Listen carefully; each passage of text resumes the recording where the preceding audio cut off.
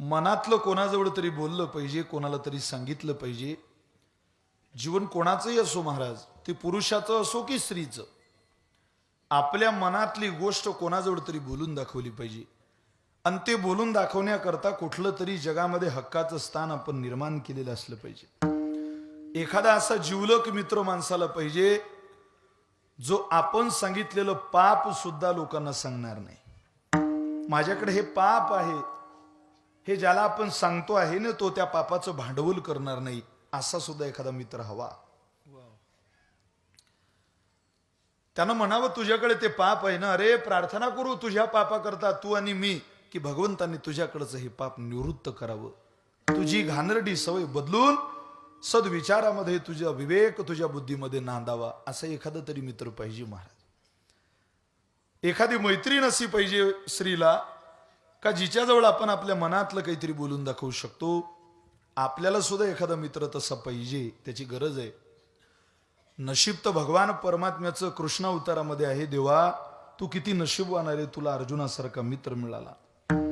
तू किती नशीबवान आहे देवा. असू दे ना, तो घरचा फकीर असेल रे सुदामा, त्याच्या घरी खायला नसेल, पण देवा 4 वेद 6 शास्त्र 18 पुराण 14 विद्या 64 कलांचा संदीपनी ऋषींच्या आश्रमात तुलाही जमत नव्हता तितका अभ्यास तुझ्याकडून करून घेणारा सुदामा होता रे देवा, म्हणून तुझा अभ्यास झाला.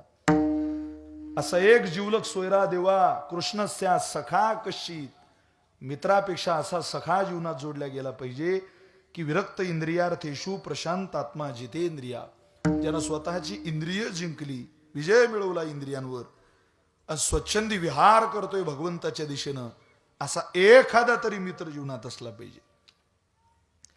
लोक कोणाबरोबरही मैत्री करतात याचीच भली मोठी खंत आहे. माझी विनंती आहे, कोणालाही माणसाने मित्र बनवू नये. अरे एका वर्षात 50-60 मित्र जोडणं, फारच लिमिट वाढत गेली तर 5000 मित्र जोडणं हे फेसबुकची कमाल असू शकते.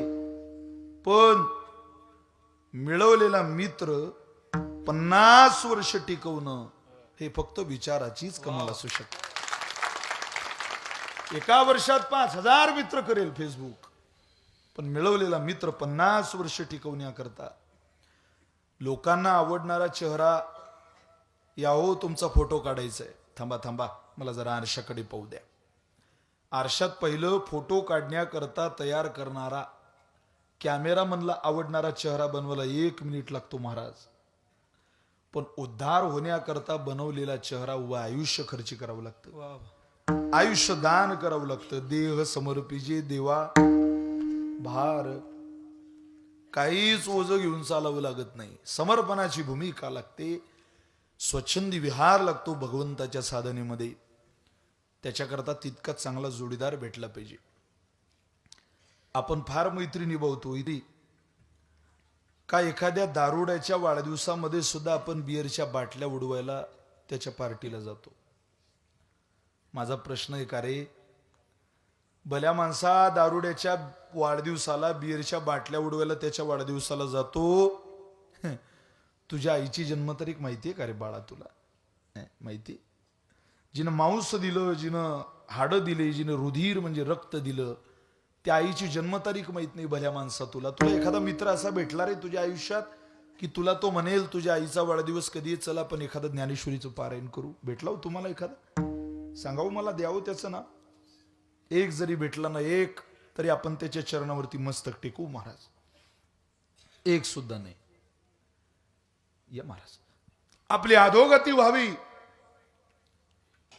असं वाटणारी जगामध्ये अनेक माणसं आहेत महाराज, पण तुमचा उद्धार व्हावा, तुमचं भलं व्हावं, तुमचं कल्याण व्हावं असं एक सुद्धा नाही. आमची आजी मंगेश महाराज आता मार्च महिन्यात आमच्या आजी वारल्या.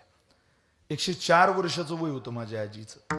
मी प्रामाणिकपणानं सांगतोय, माझ्या आजीनं मला आतापर्यंत, माझं वय 30 वर्षाचं आहे आता, आतापर्यंत चुलीपर्यंत माझ्या आजीने कोणाला येऊ दिलं नाही महाराज. बिना माळ करायला सांगतोय. ज्याच्या गळ्यात माळ नाही त्याला आमची आजी चुल्याजवळ कधी आणायची नाही. आमची आजी म्हणायची मैत्री घराच्या बाहेर, चुल्याजवळ कधी मित्र आणू नये.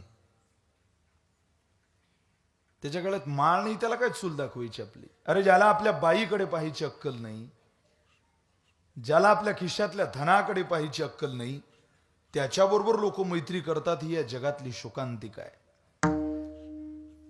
होते जिवाजी म्हणून वाचले शिवाजी. बलिदान करणारा एक एक मित्र, आपल्या गैरहजेरीत आपल्या आईला हॉस्पिटलमध्ये दाखल करणारा एक जोडा, एक आपल्या गैरहजेरीत आपल्या बायकोला तिची माय म्हणून काही कमी आहे का वहिनी हे विचारून गाडीवर बसून तिला हॉस्पिटलला घेऊन जाणार एखादा तरी मित्र जोडा आयुष्यात. पण तो माळकरी असावा, तो वारकरी असावा, तो ज्ञानेश्वरीचं पारायण करणारा असावा, तो तुकोबारांच्या गाथ्याचं चिंतन करणारा असावा. माफी मागून बोलतो, तो घरचा भिकारी असला तरी चालेल. मैत्रीमध्ये पैसा आडवा येत नाही, मैत्रीमध्ये प्रेम प्रेम लागतं, प्रेम. एखादा तरी मित्र असावा महाराज. सगळ्यांनाच होते हो मित्र, सगळ्यांनाच होते. आणि ते मित्रत्व असावं. ज्ञानोबाऱ्यांना मित्र या जगात कोणी मिळत नव्हतं, कोणी मैत्रीच करायला तयार नव्हतं महाराज. ज्ञानोबाऱ्यांकडे लोक पाहायचे तर विटाळ समजायचे.